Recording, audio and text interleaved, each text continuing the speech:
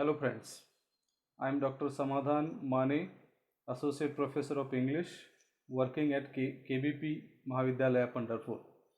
Today we are going to deal with a topic from your paper Introduction to the Structure and Function of Modern English, that is discourse analysis. As you are much aware, the topic is bigger one, so for the sake of convenience I have split the topic in three parts. So in this particular video we are going to deal with the first point of view through which discourse is analyzed, that is mode of discourse. So as you are aware, discourse is any piece of language that is bigger than a single sentence. The term discourse applies to both spoken and written language used for any literary and non-literary purposes. A number of sentences make passage, and such a passage is called as discourse. You might have studied hierarchy of linguistic units. In that hierarchy, discourse is the highest linguistic unit, which is biggest of all. Discourse is studied from 3 points of view, as I have already told you, that is mode, tenor and domain. So this video is devoted to mode of the discourse. So let us begin with what is mode of the discourse. So language is used in two ways or two mediums. So those mediums are called as modes of discourse. So mode can be defined as a medium in which language is transmitted from the speaker to the listener or from the writer to the reader. In other words, there are two modes of language, that is speech and writing. Speech is called as auditory medium through which language is used, and writing is called as visual medium through which language is used. So mode is related basically to the distinction between speech and writing, because speech and writing differ with respect to linguistic features, and those linguistic features are the differences between speech and writing. So let's move on to the typical features of speech. So to begin with, the first feature of typical speech is inexplicitness. Inexplicitness results from the lack of clarity, because speech is a continuous two-way process where speaker speaks and listener receives from his end.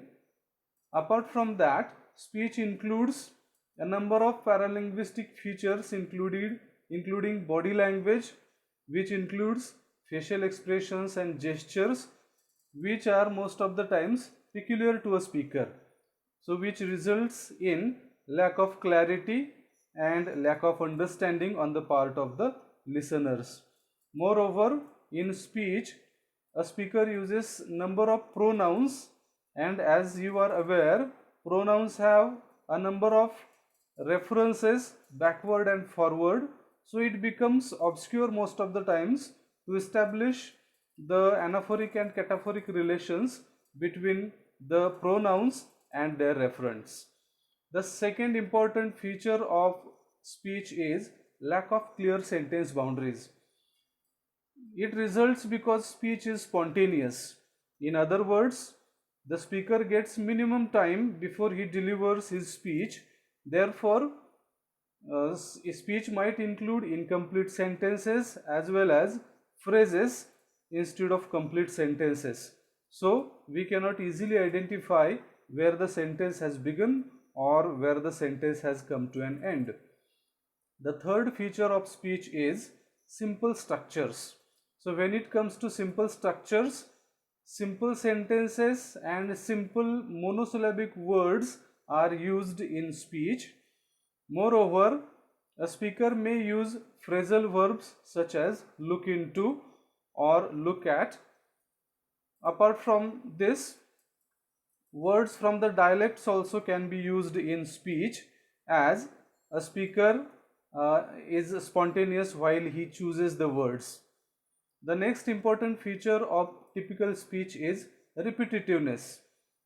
It results due to the speech being ephemeral, as when a speaker speaks, the words get vanished into the air. So for the sake of understanding and for the sake of memory, most of the important words and expressions are repeated by the speaker. Sometimes in order to seek for confirmation also, a speaker repeats certain words. The next feature of typical speech is normal non-fluency. Here also non-fluency results from naturalness of the speech. Speech is natural, most of the times unprepared and spontaneous also.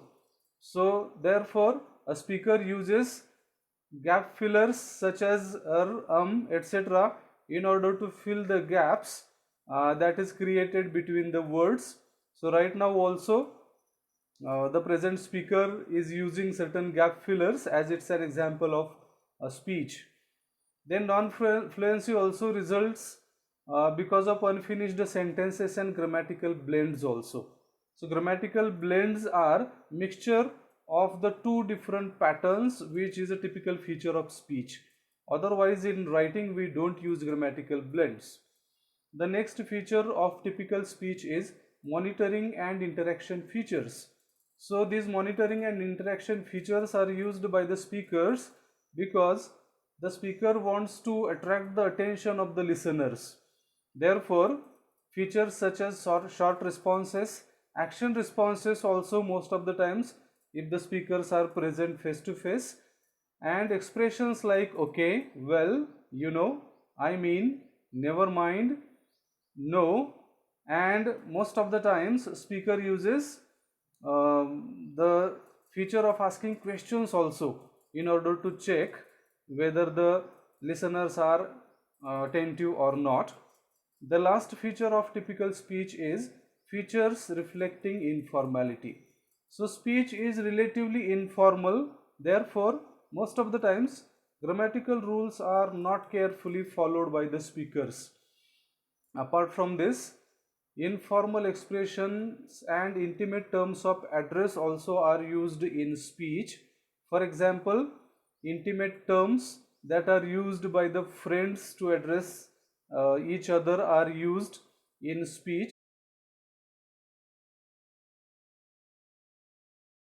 Now let's move on to the features of typical writing. The first feature of typical writing is explicitness, which simply means clarity. So everything is made clear by the writer as he gets more time before he writes, and most of the writing is self-explanatory, which results in clarity. Due to the more time which a writer gets before he delivers his content, the writing becomes well organized and he has a choice to use compact language.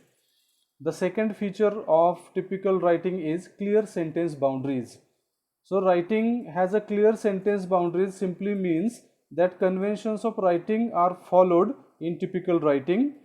For example, each sentence begins with a capital letter and ends with a full stop. So a reader can easily identify where a sentence starts and where does it come to an end. Important points can be underlined or italicized by a writer and writing becomes well organized. The third feature of writing is more complex structures. So polysyllabic words and complex words which a writer chooses result in complex structure of writing. Most of the times writers use technical words also, which results in obscurity. The next feature of writing is non-repetitiveness, as there is no need to repeat any word because written words are permanent. So writer does not repeat any single word or expressions. Next feature is fluency.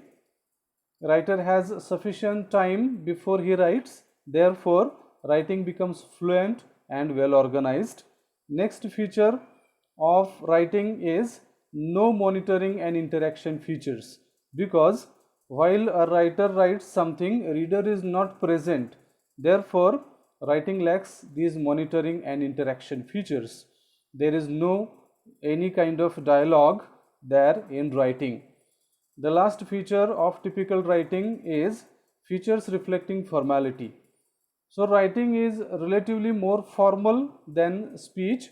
Therefore, rules of grammar are carefully followed while writing, and most of the times formal expressions and formal terms of address such as sir, madam are used while writing. Now, at the end of this video, let us see whether we have understood the characteristics of speech and writing. These types of questions you might face in your examination. The question is, identify the mode of the given discourse and state at least two characteristics with examples taken from the passage that has been given. So one passage is given. Now read the passage and see whether you have got how to analyze discourse from the point of view of mode. Thank you very much.